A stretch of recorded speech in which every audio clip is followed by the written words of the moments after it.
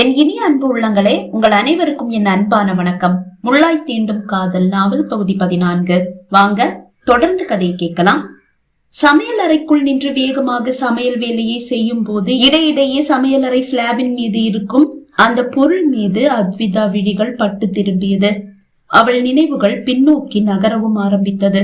அவள் நினைவலையில் சித்தி எப்போதும் அவளை பயமுறுத்தும் ஒரு பிம்பமாக தான் இருந்தாள். சிறு வயதில் கிடைத்த அடி உதை, அப்பா முன் ஒரு முகம், அப்பா இல்லாத போது ஒரு முகம் என்று சித்தியை பார்த்து பார்த்து இறுதியில் சித்தி தன்னை கொடுமைப்படுத்துவதாக அவளது 10வது வயதில் அப்பாவிடம் அவள் கூறிய போது சித்தியை ஓங்கி அப்பா அறைந்த அந்த நொடி சித்தி கண்ணில் ஜொலித்த அந்த பகை எனும் அக்னி அவளை பயமுறுத்தவே இல்லை. ஆனால் சித்தி அவளும் அப்பாவும் நினைத்ததை விட பயங்கரமானவளாக இருந்தாள். மயங்கி கீழே வீழ்ந்தவளை அப்பா தூக்கி கொண்டு மருத்துவமனைக்கு ஓடியதும் நடிப்பின் சிகரமான சித்தி 2 மணி நேரம் வரை பேச்சு மூச்சின்றி கிடந்ததும் மருத்துவர்கள் காவல் நிலையத்திற்கு தகவல் கொடுத்து காவலர்கள் வந்து அப்பாவை கேள்வியால் துளைத்தெடுத்து சிறைவாசம் என்ற ஒரு நிலை வரை வந்து நின்ற பிறகுதான் மெதுவாக விழிகளை திறந்து பார்த்த சித்தி, அவர் மேல எந்த தப்பு இல்ல, நான் தான் தப்பு பண்ணிட்டேன். அவரு அடிச்சாரு, அடி கொஞ்சம் பலமா விழுந்துடுச்சு, நான் மயங்கி விழுந்துட்டேன், அவரை மன்னிச்சு விட்டுடுங்க என்று கூறி காவலர்களை திருப்பி அனுப்பினாலும் இரவு சித்தி தன் சுய உருவத்தை அப்பாவிடம் காட்டினாள். இனி என் மேல உங்க சுண்டு விரல் பட்டது அவ்வளவுதான், நீங்க ஜெயிலுக்கு போறதை யாராலையும் தடுக்க முடியாது. அதுக்கப்புறமா உங்க 2 பிள்ளைகளுக்கும் விஷத்தை கொடுத்து கொண்டுட்டு நானும் செத்துடுவேன் என்று பயமுறுத்த ஆடி போன அப்பா அன்றோடு அடங்கியும் போனார். உங்க பொண்ணை என் பொண்ணா எல்லாம் என்னால பாத்துக்கவே முடியாது, வேணும்னா ஏதாவது அனாதை இல்லத்துல கொண்டு போய் சேர்த்துடுங்க என்று சித்தி கூறியது இன்று இப்போதும் அவள் செவியில் அப்படியே முழங்குகிறது. அன்று போனதுதான் அப்பாவின் நிம்மதி, அதற்கு முழுக்க முழுக்க தான் மட்டுமே காரணம் என்று அத்விதா மனம் இன்றும் குமுறுகிறது. சித்தி தனக்கு இழைத்த கொடுமைகளை தனக்குள்ளேயே வைத்திருந்தால் இப்போதும் அப்பா நிம்மதியாக இருந்திருப்பார் என்ற எண்ணம் அவளை வாட்டி வதைக்கிறது. ஆனால் அதன் பிறகு அவளும் கொஞ்சம் தைரியத்தை வரவழைத்துக் கொண்டு சித்தியை எதிர்த்து பேச ஆரம்பித்திருந்தாள். பேசினாலும் பேசாவிட்டாலும் அடி உறுதி. பிறகு ஏன் அமைதியாக அவர் செய்யும் கொடுமைகளை தாங்கிக் கொள்ள வேண்டும் என்ற எண்ணம் அவளுக்கு. அவள்தான் வீட்டில் அனைத்து வேலைகளையும் செய்வாள். ஆனால் அவள் சமைக்கும் எந்த ஒரு உணவும் அவளுக்கு சொந்தமில்லை. அவளுக்காகவே தனியாக ஒரு குக்கரில் சாதம் வைத்து விட வேண்டும். அதில் சித்தி தண்ணீரை ஊற்றி வைத்து விடுவாள். அந்த சாதம் தான் அவளது காலை மதிய இரவு உணவு. வகை வகையாக சமைத்து அவர்களுக்கு பரிமாறும் போது அதை சுவைக்க அவள் நாவும் மனமும் அப்படி துடிக்கும். சமைக்கும் உணவை ருசி பார்க்க ஒரு துளி வாயில் வைத்தால் போதும், அது கூட ஒரு பெரும் குற்றமாகிவிடும். ஆடி நீ முதல்ல தின்னுட்டு உன்னுடைய எச்சியை கொண்டு வந்து எங்களுக்கு பரிமாறு என்று கூறுவார் சித்தி. ஆனாலும் தாத்தா வரும்போது அவளுக்கு கொண்டாட்டம் தான். அவளுக்கு பிடித்த உணவை சித்தியையும் மீறி தாத்தா வாங்கி வந்து கொடுப்பார். அப்பா, இவ இப்பவே குண்டா இருக்காப்பா, நீங்க வேற எண்ணெய் நெய்ல எல்லாம் வறுத்ததை கொண்டு வந்து இவளுக்கு கொடுத்தா இன்னும் குண்டாயிடுவா, அப்புறம் எவனும் இவளை கட்டிக்க மாட்டான், நாங்க தான் மாப்பிள்ள தேடி லோன்னு ஊரு ஃபுல்லா அலையணும். ஏதோ அத்விதா மீது பாசம் இருப்பது போல் நடிப்பார் சித்தி.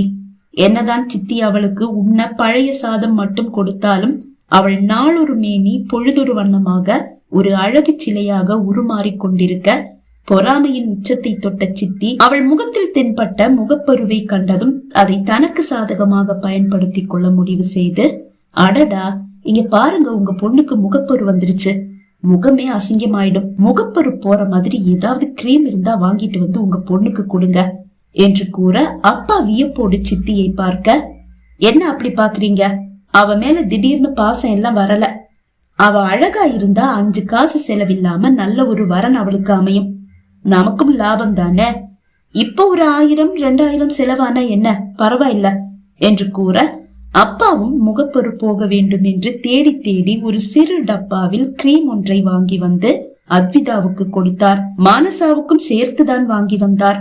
மகிழ்ச்சியோடு அதை வாங்கி ஒன்றை மானசாவுக்கும் ஒன்றை அத்விதாவுக்கும் கொடுத்தது சித்திதான். ஆனால் அத்விதா சமையல் அறையில் வேலையாக இருக்கும் போது சித்தி அந்த கிரீமில் எதையோ கலந்து வைக்க என்ன பொரியல் செய்ய வேண்டும் என்று கேட்க சித்தியை தேடி வந்த அத்விதா அதை பார்த்து விட்டாள்.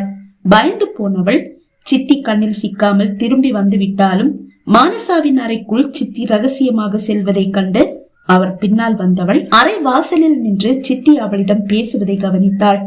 சுண்ணாம்பு அதுல கலந்து வச்சுட்டேன். அதை எடுத்து அவ முகத்துல பூசினா அவளுடைய முகம் வெந்து போயிடும். பருவும் முகமும் சேர்ந்தே காணாம போயிடும். சித்தி கூறி சிரிக்க பயந்து போனவள் என்ன செய்வது என்று யோசித்தாள். தன் அழகுதான் சித்தியின் கண்ணை உறுத்துகிறது என்று அவளுக்கு புரிந்தது. அது புரியாமல் அல்ல, ஆனால் சித்தி இப்படி செய்வாள் என்று அவள் கனவிலும் நினைக்கவில்லை. சமையல் வேலையை முடித்துவிட்டு ஹாலில் வந்து அமர்ந்த அத்விதாவிடம், முகத்தை எல்லாம் நல்லா சுத்தமா கழுகிட்டு வந்துட்டு உங்க அப்பா வாங்கிட்டு வந்த கிரீம் எடுத்து போடு, முகத்துல இருக்கிற பரு எல்லாம் போகட்டும் என்று சித்தி கூற, இல்ல சித்தி நான் அப்புறமா போட்டுக்கிறேன். இல்லடி, நீ போட்டதுக்கு அப்புறமா தான் மானசாவும் போட்டுப்பேன்னு சொல்லி அடம் பிடிச்சிட்டு இருக்கா. நீ போட்டுக்க, அதுக்கப்புறமா மானசாவும் போட்டுப்பா சித்தி கூற, அவரது சூழ்ச்சி அவள் அறிவாள் அல்லவா. இல்ல சித்தி நான் அப்புறமா போட்டுக்கிறேன் என்று கூறி அப்பா வரும் வரை சமாளித்து விட்டாள். அப்பா வந்து ஏறியதும், என்னங்க அவ முகத்துல இருக்கிற பரு போறதுக்காக நீங்க தேடி தேடி கிரீம் ஒண்ண வாங்கிட்டு வந்து குடுத்தீங்க, அத போடாம வந்து உட்கார்ந்துருக்கா. நான் எத்தனை தடவை சொல்லிட்டேன் முகத்தை கழுகிட்டு வந்து அந்த கிரீம் எடுத்து போடுன்னு. இவ போட்டாதான் மானசாவும் போடுவேன்னு சொல்லி அடம் பிடிச்சிட்டு இருக்கா. நீங்க கொஞ்சம் எடுத்து சொல்லுங்க சித்தி கூற, ஏமா கிரீம போடல என்று கேட்டார் அப்பா. சித்தியை காட்டி கொடுத்து வீட்டில் ஒரு பெரிய பிரச்சனையை உருவாக்க அவளுக்கு மனமில்லை. இல்லப்பா நான் அப்புறமா போட்டுக்கிறேன் என்று கூற, நல்ல விஷயம்னா அதை உடனே செய்யலாமே. நீ போய் முகத்தை கழுகிட்டு வந்து கிரீம் எடுத்து போடு, மானசாவும் நீ போட்டதுக்கு அப்புறமா போடுவேன்னு சொல்லி அடம் பிடிக்கிறான்னு சித்தி சொல்றாங்கல்ல, போமா போய் கிரீம் எடுத்து போடு. சரிப்பா என்றவள் குளியல் அறைக்கு சென்று முகத்தை கழுகிவிட்டு வெளியே வரும்போது நேராக சமையல் அறைக்கு சென்று சிறிது வெண்ணெயை கையில் எடுத்துக் கொண்டுதான் அவளது அறைக்கு சென்றாள். வெண்ணெயை முகத்தில் நன்றாக தேய்த்து கொண்டவள், அப்பா எரியுதுப்பா என்று கத்த ஆரம்பித்தாள். சித்திக்கும் மானசாவுக்கும் அப்படி ஒரு ஆனந்தம். பதறி போன அப்பா அவளை உடனே அருகில் இருக்கும் மருத்துவமனைக்கு அழைத்து சென்றார். அடிக்கடி சித்தியோடு வரும் மருத்துவமனை தான். சித்தி வேண்டுமென்றே கைவலி, கால்வலி, தலைவலி என்று அடிக்கடி இந்த மருத்துவமனைக்கு வருவார். ஒரு சிறு வேலையை கூட செய்யக்கூடாது என்பதற்காக தான் சித்தியின் இந்த நடிப்பு. தன் துணைக்கு என்று அத்விதாவை தன்னோடு அழைத்து வரும் சித்தி கால் கையை மருத்துவமனையில் வைத்தே அமுக்கி விடுமாறு அத்விதாவிடம் கூறுவார். அதற்காகவே அவளை உடன் அழைத்து வருவார். அதுதான் உண்மை. அப்படி இந்த மருத்துவமனைக்கு வந்து சென்றதில் அத்விதாவுக்கு இந்த மருத்துவமனையில் இருக்கும் பிரியா என்ற மருத்துவர் மிகவும் நெருக்கமாகிவிட்டார். சித்தியின் நடிப்பு டாக்டர் பிரியாவுக்கும் நன்றாகவே தெரியும். ஒரு முறை சித்தி மருத்துவமனையில் வைத்தே அத்விதாவை அடிப்பதை கண்ட மருத்துவர் தனியாக அத்விதாவை அழைத்து, அது உன் சித்தியாமா என்று கேட்க, ஆம் என்று அவள் தலையசைத்தாள். உன்னை ரொம்ப கொடுமைப்படுத்துறாங்க மாதிரி இருக்கே, நான் போலீஸ்ல புகார் பண்ணிடவா என்று கேட்டார். இல்ல டாக்டர், அப்படியெல்லாம் பண்ணிட வேண்டாம், எனக்கு கொஞ்சம் அடிக்கிறாங்க அவ்வளவுதான். புகார் பண்ணிட்டீங்கன்னா எங்க குடும்பமே செதஞ்சு போகும், நீங்க இதை கண்டுக்க வேண்டாம், எனக்கு இது பழகி போச்சு என்று கூறிவிட அவளை வாஞ்சையோடு தன்னோடு சேர்த்து கொண்ட மருத்துவர், உனக்கு ஏதாவது உதவி வேணும்னா தயங்காம என்கிட்ட வந்து கேளு, நான் உனக்கு உதவி பண்றேன். இந்த பூச்சாண்டிக்கெல்லாம் பயந்துடாத, நீ தைரியமான ஒரு பொண்ணா வளரணும், அது உன்னை இந்த சமுதாயத்துல தலை நிமிர்ந்து வாழ வைக்கும் என்ற அறிவுரையும் கூறியிருந்தார். அவளை பரிசோதித்த மருத்துவர் பிரியா, என்னம்மா என்ன ஆச்சு என்று கேட்க அவள் நடந்ததை கூற, பதறி போன மருத்துவர், நான் இப்பவே போலீஸுக்கு போன் பண்றேன் என்று கூற, வேண்ட டாக்டர், அதெல்லாம் சரிப்பட்டு வராது, என் அழகுதான் என் சித்தியுடைய கண்ணை உறுத்துது, அந்த அழகு மறைக்கிற மாதிரி ஏதாவது பண்ணி கொடுங்க போதும் என்று அவள் கெஞ்ச, உன்ன மாதிரி ஒரு பொண்ணை நான் பார்த்ததில்ல, அதுவும் இந்த சின்ன வயசுல இவ்வளவு பக்குவமா நடந்துக்கிற, சரி விடு, உன்னுடைய இந்த முக அழகு தானே உன்னுடைய சித்திக்கு உறுத்தலா இருக்கு, அதை நம்ம சரி பண்ணிடலாம், நீ இங்கே இரு, நான் முதல்ல போய் உங்க அப்பாவை பார்த்து சொல்லிட்டு வந்துடுறேன் என்று கூறி அறையிலிருந்து வெளியே வந்தார்.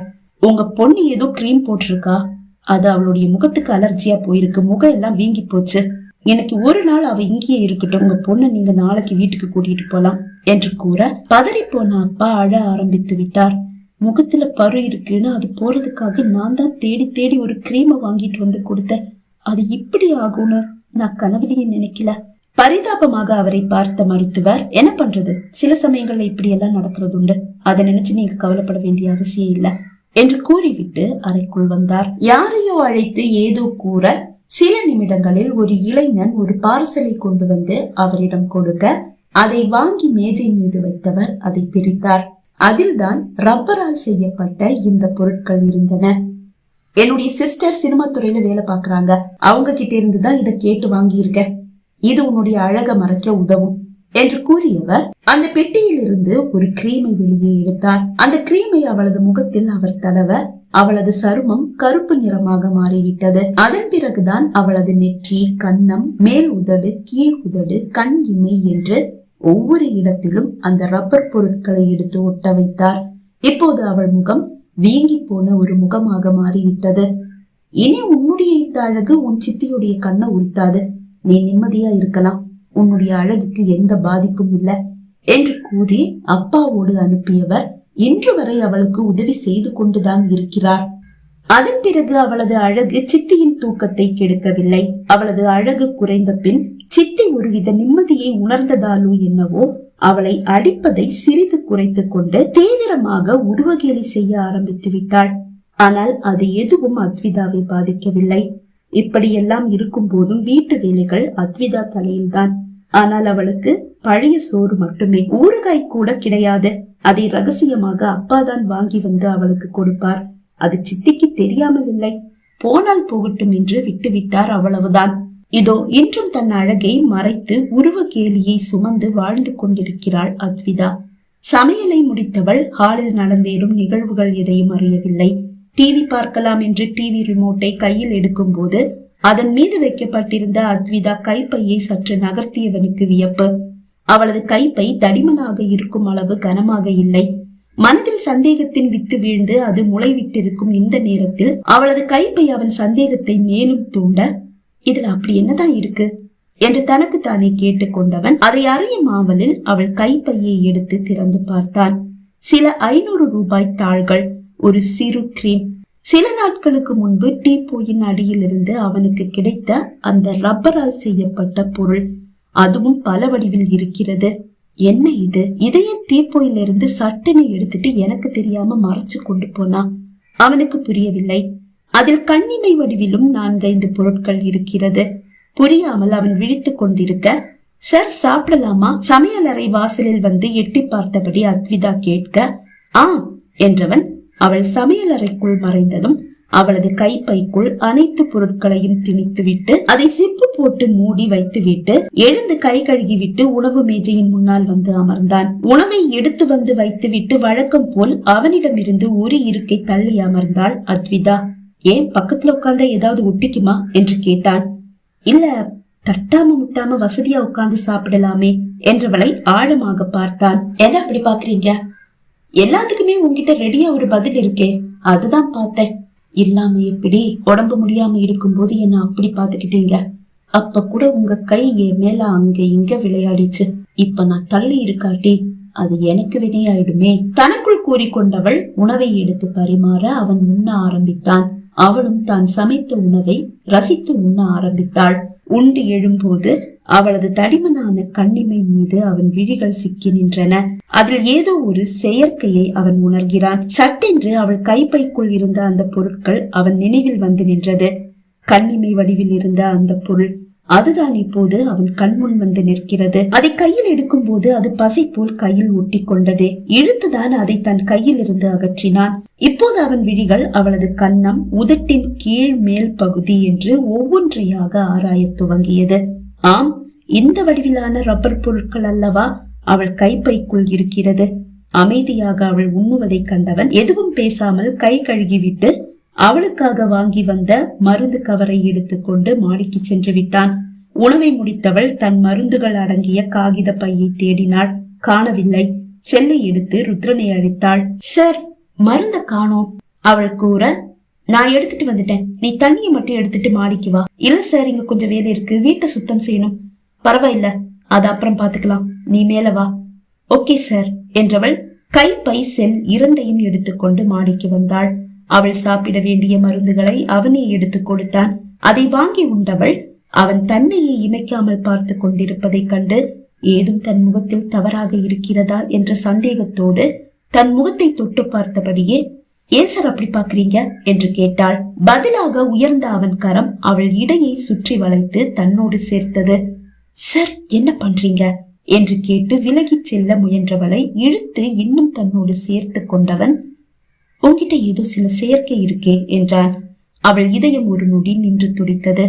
சார், புரியாதவள் போல் கேட்டாள். இப்போது மேலே உயர்ந்த அவனது இடது கரம் அவளது வீங்கிய நெற்றியை மெல்ல வருடியது.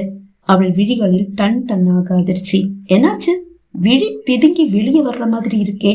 நெளிந்தவள் சார் பிளீஸ் என்று கூறி மீண்டும் விலகி செல்ல முயல விடாமல் இன்னும் இறுக்கமாக அவள் இடையை வளைத்து தன்னோடு சேர்த்தவன் இடது கரத்தால் மெல்ல அவள் நெற்றியை வருடியபடியே நெற்றியில் ஒட்டி இருக்கும் அந்த ரப்பரால் ஆன பொருளை இழுத்து எடுத்தான். திகைத்து போனவள் சிலையாகி போன நொடியது. அவன் கரம் அவள் முகத்தில் செயற்கையாக ஒட்டப்பட்டிருந்த அனைத்தையும் ஒவ்வொன்றாக இழுத்து எடுத்தது. அவளால் எதுவும் பேச முடியவில்லை. தொண்டை குழிக்குள் ஒட்டி கொண்டு எழ மறுத்தது. இப்போது கருப்பான ஒரு அழகி அவன் முன் நிற்கிறாள். அந்த நிறம் கூட செயற்கை என்பதை ரப்பர் பொருள் ஒட்டி இருந்த இடம் அவனுக்கு உறக்க கூறியது. உன்னுடைய இந்த நிறம் கூட செயற்கை மாதிரி இருக்கே என்று கூறியவன் அவள் இடையை விடுவித்து விட்டு அவள் கரத்தை பிடித்து இழுத்து கொண்டு குளியல் அறைக்கு வந்தான். ஷவரை திறந்து அதன் அடியில் அவளை நிறுத்தியவன் அவள் முகத்தை நன்றாக தேய்த்தான். கரிய நிறம் அவ்வளவாக போகவில்லை. சோப்பை எடுத்து அவள் முகத்தில் பூசி அவள் முகத்தை அவன் நன்றாக தேய்த்து கழுக அது பளிச்சென ஒளி வீச ஆரம்பித்தது.